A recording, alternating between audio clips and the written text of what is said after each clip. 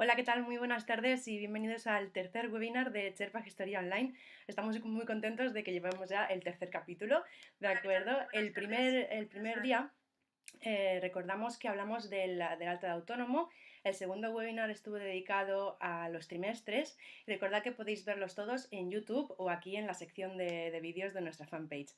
Bien, hoy vamos a hablar del autónomo colaborador. Vamos a explicaros pues consejos tanto para los familiares que quieren darse de alta como autónomos colaboradores, como consejos también para todos aquellos titulares de actividades económicas que estéis planteándoos qué conviene más, contratar por cuenta ajena o contar con los servicios de un familiar que sea autónomo colaborador, ¿de acuerdo?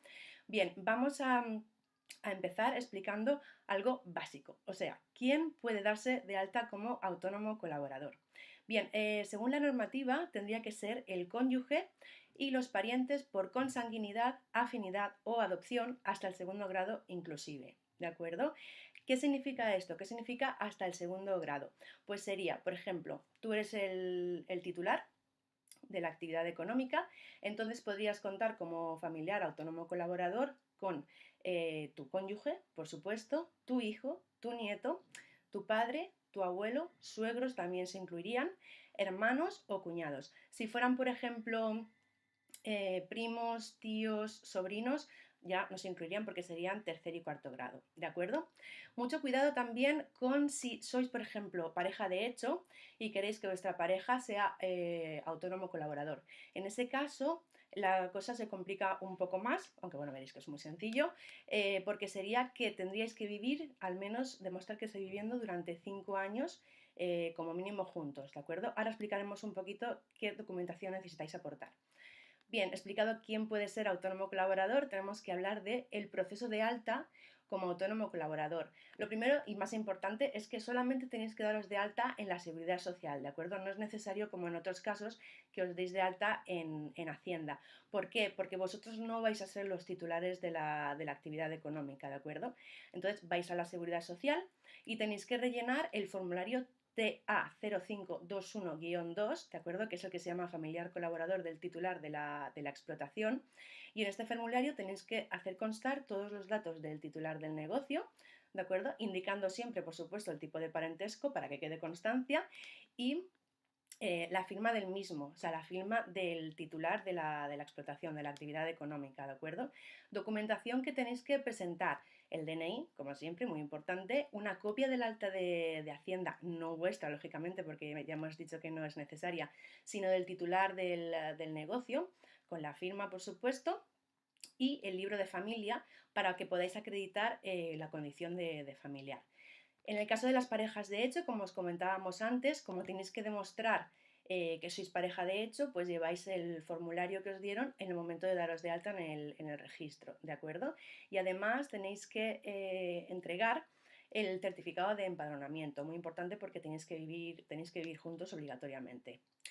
Bien, vamos a hablar de la capitalización, vaya palabra, de desempleo en el caso de autónomos colaboradores. Sabéis que, imaginaos que estáis cobrando en estos momentos el paro y para poder conseguir dinero os planteáis daros de alta como autónomos en el negocio de un familiar. En este caso, no tendríais derecho a pedir el pago único de la prestación por desempleo como otros autónomos que sí que tienen ese derecho, porque se presupone que vosotros, al no ser los titulares de la actividad económica, no necesitáis hacer ninguna inversión económica, ¿de acuerdo? Porque ya lo ha hecho previamente o lo va a hacer el titular de la actividad. No podéis pedir el pago único, pero lo que sí que podríais hacer es solicitar, esto sí, antes de daros de alta en la seguridad social, utilizar ese pago, ese paro, para poder pagar las cuotas de autónomos, ¿de acuerdo? Por lo menos ese dinero podríais aprovecharlo para en los primeros meses, pues oye, no tener que pagar un dinero extra. En el caso de las bonificaciones de los autónomos colaboradores, hay diferentes requisitos, ¿de acuerdo?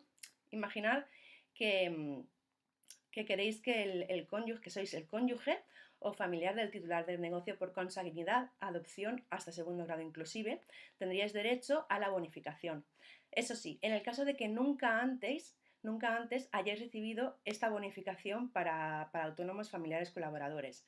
Además, en el caso de que previamente hubierais sido autónomo, pero siendo en ese caso vosotros los titulares de la actividad económica, tendríais que haber sido autónomos, no podríais haber sido autónomos antes de 5 años de la fecha que sería vuestra alta, ¿de acuerdo? Recordamos que seáis familiares según los criterios para tener derecho a ser autónomo colaborador, que no hayáis estado dados de alta en los 5 últimos años como autónomos y además que no hayáis recibido nunca esta bonificación como autónomo colaborador. ¿En qué consiste? Pues se trata de 24 meses, ¿de acuerdo?, en los que tendréis unas reducciones en las cuotas y existen dos tramos.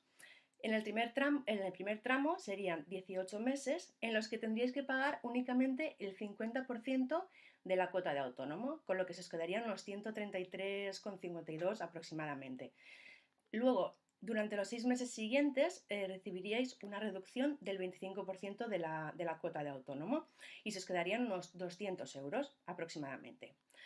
Las bases de cotización, porque es muy importante, estos cálculos que os he hecho serían en el caso de que estuvierais cotizando por la base mínima de cotización, ¿de acuerdo? Y las bases de cotización son igual que en el resto de trabajadores, no hay ninguna cosa específica por vuestro caso. Bien, prestación por cese de actividad para autónomos colaboradores. Esto es muy interesante porque, como sabéis, los autónomos no tienen derecho a paro, pero sí que tienen derecho a cotizar por la prestación por cese de actividad. Bien, aquí estáis un poco en desventaja incluso que el resto de autónomos. ¿Por qué? Muy sencillo, porque sería el titular de la actividad el que tendría que llevar a la mutua, que sabéis que son las empresas que gestionan todas estas prestaciones.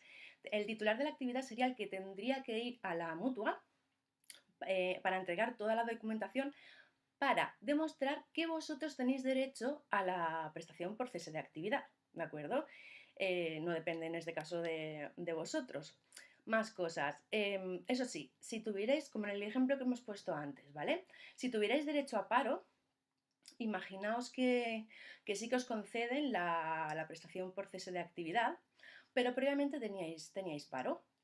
Entonces podríais elegir, si no han pasado 2 años, desde que os disteis de alta como autónomo, podríais elegir entre acogeros a la prestación por cese de actividad o, por otro lado, retomar el paro que habíais paralizado cuando os disteis de alta como autónomo colaborador. Eso sí, si eligierais la opción de recuperar ese paro que habíais paralizado, en ese caso perderíais la cotización que habíais estado haciendo durante esos años por cese de actividad para reclamar otras ayudas o otras prestaciones. Tenéis que elegir a ver qué es lo que mejor os conviene en ese momento, ¿de acuerdo? Importante e interesante también el destacar cuánto tiene que durar la relación laboral. Como no hay contrato de por medio, porque lo que tenéis como autentificación de que estáis dados de alta como autónomos es lógicamente el formulario de la Seguridad Social, se supone que vosotros vais a trabajar de continuo ahí, ¿de acuerdo? Pero como sabéis, pues puede pasar cualquier cosa y luego, pues bueno, podréis retomarlo o no. Pero recordar que si fuerais a daros otra vez de alta como autónomo colaborador, no podríais acogeros a la bonificación que está prevista para vosotros. Bien, como os comentábamos, vamos a dar ejemplos o consejos, tanto para aquellas personas que quieren darse de alta como autónomos colaboradores, como para las personas que son titulares de la actividad económica y quieren contratar. Bien, vamos a empezar por los consejos para el autónomo, la persona que quiere hacerse autónomo colaborador. Como os comentábamos al principio, como no tenéis que daros de alta en Hacienda, primera ventaja, no tenéis que presentar los trimestres, que quieras o no, os quitáis un peso de encima. Lógicamente, ¿el por qué? Porque como no estáis dados de alta en el censo de empresarios, no tenéis derecho también tampoco a emitir facturas, ¿de acuerdo? Con lo que no tenéis que llevar la contabilidad que tienen que llevar todos los autónomos. Eso sí, imaginad que os contrata como autónomo colaborador vuestro padre y estáis trabajando en una ferretería, ¿de acuerdo? Si tú quisieras hacer una actividad aparte de lo que haces en la ferretería de tu padre, pues haciendo cualquier otra cosa como autónomo, entonces sí que tendrías que darte de alta como titular de tu actividad económica que harías en ese caso como freelance, y entonces sí que tendrías que presentar los trimestres porque lógicamente sí que tendrías que emitir las facturas de venta y registrar las facturas de pagos o de compras a tu nombre, lógicamente, ¿de acuerdo? Otra ventaja muy importante y es que no respondéis con vuestros bienes ante posibles deudas del negocio, ya que el responsable en este caso sería el titular de la actividad, ¿de acuerdo? Bueno, muchas más cosas. En el caso de que seáis los titulares de la explotación, consejos. Ojo con el pago de las cuotas. Bien, explicamos el porqué. Se supone que no es obligatorio ni que pagues tú las cuotas de tu autónomo familiar colaborador, ni que lo pague él. Ahí es criterio libre, ¿de acuerdo? Por ambas partes. Eso sí, normalmente aconsejamos que se pague que pague las cuotas de autónomo del familiar colaborador el propio titular de la actividad, pero por salvaguardar vuestra economía. Es decir, en el caso de que el familiar colaborador no pagara las cuotas de autónomos, seríais vosotros los responsables ante esa deuda que se ha contraído con la seguridad social, ¿de acuerdo? Con lo que por si acaso pagadla vosotros. ¿Es necesario que deis nómina al familiar colaborador? En principio no es obligatorio, que se expida una nómina. Eso sí, podríais por un lado ayudar al familiar colaborador en el caso de que éste, imaginaos que va a pedir un crédito, necesita certificar, acreditar unos ingresos. Entonces, en ese caso sí que estáis haciéndole un favor para poder conseguir ese crédito. Luego también, en el caso de pagarle una nómina, recordar importante, no hace falta que lleve la retención de IRPF. En este caso, también, claro, justificáis este gasto con lo que es desgravable, por supuesto, en IRPF, ¿de acuerdo? Luego también hay una cosa muy interesante en este tema y es si tú eres el titular de la actividad económica, eh, siempre se considera esta contratación de familiar colaborador o, por otro lado, contratación por cuenta ajena en el caso de que, bueno, ¿qué es lo que le sale más rentable al empresario en este caso, ¿no?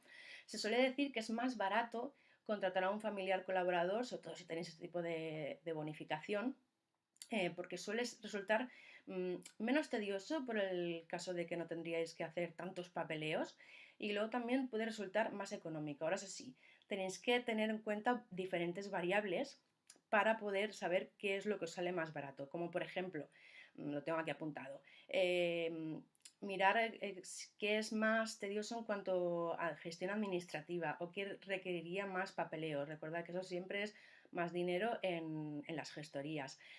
Seguros sociales. Tendríais que presentar, por ejemplo, si fuera trabajador por cuenta ajena, el modelo 111, el 190. Tendríais que tener en cuenta la prevención de riesgos laborales, los seguros del convenio, etcétera, ¿de acuerdo? Analizar todas esas cosas, hacer los cálculos y valorar. Bien, como veis, este webinar ha sido un poquito más corto, ¿de acuerdo? Son las 19:13. Si no tenéis dudas al respecto, pues nada, lo dejamos aquí. Recordad que tenemos una promo, como siempre, como todos los meses, ¿de acuerdo?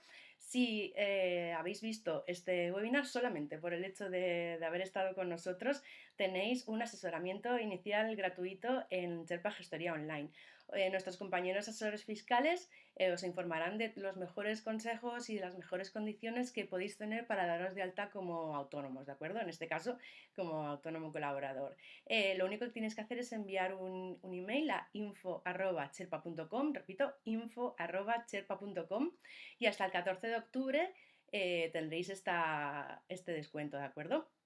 Eso sí, importante, en el email tenéis que poner en el asunto del email promo webinar, ¿vale? Bueno, pues nos vemos el próximo mes. Como sabéis, siempre hacemos los webinars el último jueves de cada mes. Estamos muy contentos y recordad que a principios de mes siempre pedimos por redes sociales, por Twitter y por Facebook y también por Google Plus, que nos deis opiniones de a ver de qué queréis que hablemos en el próximo webinar, ¿de acuerdo? Aunque ya me da la cosa de que lo más seguro es que propongamos que hablar de deducciones de cara al trimestre. Muchas gracias, soy Marta Bermúdez y nos vemos el próximo día. Chao.